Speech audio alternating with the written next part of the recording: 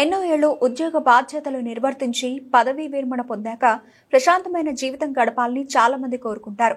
Retirement తర్వాత డబ్బులు ఎన్నొస్తాయి, వాటిని ఎలా కుటుంబ సభ్యులకు పంచి మిగిలిన మొత్తాన్ని భవిష్యత్ అవసరాల కోసం సేవింగ్ చేస్తూ ఉంటారు. అయితే ఇటీవల కేంద్ర రాష్ట్ర ప్రభుత్వాల నుంచి రావాల్సిన బెనిఫిట్స్ రావడం లేదంటున్న విశ్రాంత ఉద్యోగులతో మా ప్రతినిధి ఫేస్ టు ఫేస్.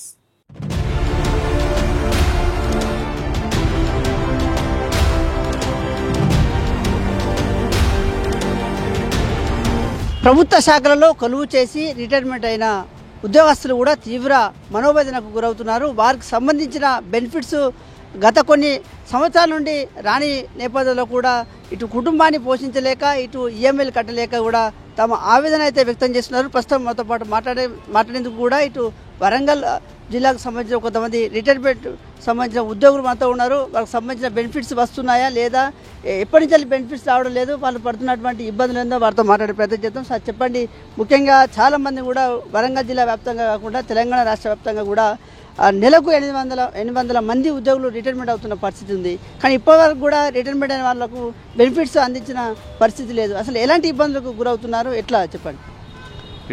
రిటైర్మెంట్ అయినాక ప్రతి ఒక్కరూ ఆశతోనే మా బెనిఫిట్స్ వస్తే దాన్ని ఏ విధంగా సద్వినియోగపరచుకోవాలనేటువంటి ఒక ఆశతోని రిటైర్మెంట్ అవుతాం.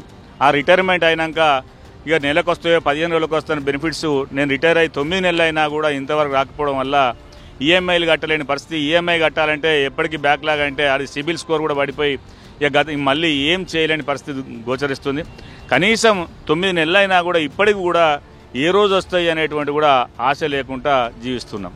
కాబట్టి ఎప్పుడు వస్తాయి అనేటువంటిదైనా కనీసం తెలియజేస్తే బాగుంటుందని తెలియజేస్తాం. ముఖ్యంగా చాలా మంది కూడా రిటైర్మెంట్ అయిన ఉద్యోగస్తులు కూడా బెనిఫిట్స్ రాక కోర్టును ఆశ్రయిస్తున్న పరిస్థితి ఉంది. గతంలో ఎన్నడూ కూడా ఈ విధంగా లేని పరిస్థితి. ఇప్పుడే ఎందుకు ఇట్లా జరుగుతుందంటే ఏం మాట్లాడతారు?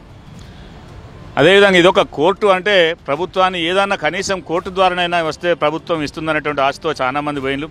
దాంట్లో నేను కూడా చూసి నేను కూడా కోర్టును ఆశ్రయించడం జరిగింది.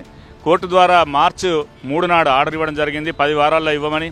ఆ 10 వారాల నుంచి ఇప్పటికి 18 వారాలు అయినా కూడా ఇంతవరకు నేను పలు సార్లు విన్నవించినా కూడా స్పెషల్ చీఫ్ సెక్రటరీ కానీ అదేవిధంగా డైరెక్టర్ ఆఫ్ ట్రెజరీస్కి కానీ పలుమార్లు కలిసి నివేదించడం జరిగింది. అయినా ఇంతవరకు కూడా స్పందన లేదు ప్రభుత్వం తరపు నుంచి. ముఖ్యంగా కేంద్ర ప్రభుత్వంలో ఉద్యోగాలు చేస్తున్న వారికి అయితే కూడా రిటైర్మెంట్ అయిన తక్షణమే ఇటు బెనిఫిట్స్ అందజేస్తున్న పరిస్థితి. కానీ కాంగ్రెస్ ప్రభుత్వంలో ఇప్పుడున్న ప్రభుత్వంలో ఎందుకు రిటైర్మెంట్ అయిన వాళ్ళకు బెనిఫిట్స్ అందడం లేదంటే ఏం మాట్లాడతారు? ఇక అది ప్రభుత్వం ఉద్యోగుల పట్ల చిన్న చూపు చూస్తుందనే ఒక ఆలోచన చూసుకోవాలి, అంటే గ్రహించాల్సి వస్తుంది. ఎందుకంటే అందరూ ప్రథమ వైపోయిన్లు ఉద్యోగస్తులే లాస్ట్ అనేటువంటి విధంగా భావిస్తున్నట్టుగా ఆలోచించాల్సి వస్తుంది. ఎందుకంటే రైతులకు ఇన్ని కోట్లు 9,000 కోట్లు 9 రోజుల లేయంగా 8,000 కోట్లను 15 నెలల నుంచి కూడా ఇవ్వడం లేదు అంటే ఒక ఆలోచన అంటే ఉద్యోగస్తులపైన మంచి ఆలోచన లేదు. దాన్ని ఇక నుంచైనా మార్చుకుని ఉద్యోగస్తులం కూడా ప్రభుత్వంలో భాగమే.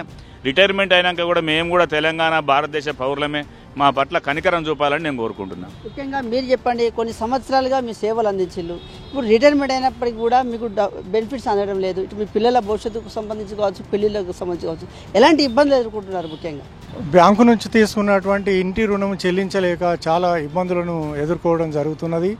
మరి ప్రభుత్వము ఇంకొక 10 రోజులకి ఇస్తుందా, నెల రోజులకి ఇస్తుందా, 6 నెలలకి ఇస్తుందా అనేటువంటి ఆశ కూడా లేకుండా పోయింది. మరి చాలా మానసిక వేదనకు కూడా మేము గురవుతున్నాము.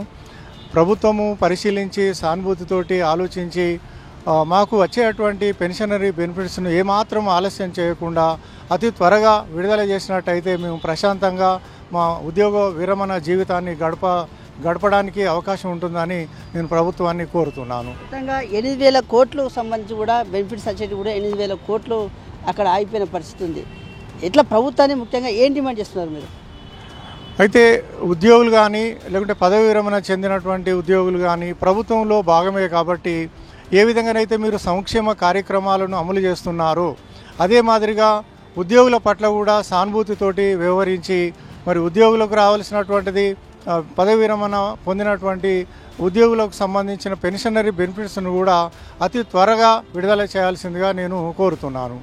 ముఖ్యంగా ఇటు ఏదైతే ఏళ్ళ తరబడి కూడా ఇటు సేవలు అందించిన మాకు, ఇటు ఉద్యోగాలు సేవలు అందించిన మాకు కూడా కనీసం మాకు ఇటు రిటైర్మెంట్ అయిన తర్వాత వచ్చేటువంటి బెనిఫిట్స్ కూడా మాకు ఇవ్వకుండా తీవ్ర మనోవేదనకు గురి చేస్తున్నారంటూ కూడా చెప్తున్నారు. ఇటు ఇంటికి సంబంధించిన లోన్లు కావచ్చు, ఇటు పిల్లల భవిష్యత్తు కోసం కావచ్చు, పిల్లలకు పెళ్లిళ్ళు చేసేందుకు కూడా ఇటు మా బెనిఫిట్స్ వస్తే వాటికి ఉపయోగపడతాయని అనుకున్నప్పటికీ కూడా ఇటు కాంగ్రెస్ ప్రభుత్వం కూడా మాకు బెనిఫిట్స్ ఇవ్వకుండా కూడా కాలయాపన చేస్తున్నట్టు కూడా చెప్తున్నారు. అయితే గత ఏళ్ల నుంచి కూడా ఇటు కేంద్ర ప్రభుత్వంలో ఉద్యోగాలు చేసిన వాళ్ళకు మాత్రం తక్షణమే ఇటు బెనిఫిట్స్ వచ్చేందుకు కేంద్ర ప్రభుత్వం సహకరిస్తుంటే, తెలంగాణ కాంగ్రెస్ ప్రభుత్వం అయితే మాకు బెనిఫిట్స్ ఇవ్వకుండా కూడా మమ్మల్ని మనోవేదనకు గురి చేస్తున్నట్టు కూడా ఆవేదన వ్యక్తం చేస్తున్నారు. ఇప్పటికైనా కూడా రిటైర్మెంట్ అయిన ఉద్యోగస్తులందరికీ కూడా బెనిఫిట్స్ వచ్చే విధంగా ప్రభుత్వం కృషి చేయాలంటూ కూడా వీళ్ళంతా ప్రభుత్వాన్ని డిమాండ్ చేస్తున్న పరిస్థితి వరంగల్ జిల్లాలో ఉందని చెప్పవచ్చు. విడి journalist Sudheer Krishna, S6 news.